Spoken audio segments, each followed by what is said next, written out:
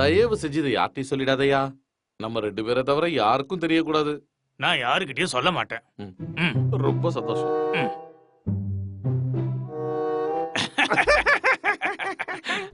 உங்களுக்கு மட்டும் மூல நோய் இல்ல, எல்லாருக்கும் மூல நோய் இருக்கு. டேய் மூல நோயாண்டா இந்த ஆளுக்கு. எனக்கும் மூல நோய் இருக்கு. நானும் கஷ்டப்பட்டு தான் கக்காவே போவேன். எதுக்கு போய் கூச்சப்படுறாரு? நான் என்ன பண்ண தெரியுமா? அலோபதி மருந்து சாப்பிட்டு தான் என் மூலமே காணா போச்சு.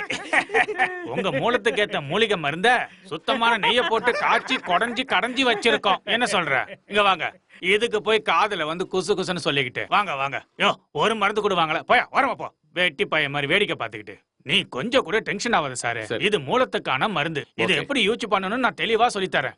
சரி, நீங்க எத்தனை மணிக்கு எழுந்திருப்பீங்க? காலையில 9 மணிக்கு. 7 மணிக்கு எழுந்திருக்கணும். எழுந்திருச்சு இந்த மருந்து எடுத்து எல்லா மூலையிலயும் தடவணும். வீட்டு முடியலையா? உன்னோட மூலத்திலயா?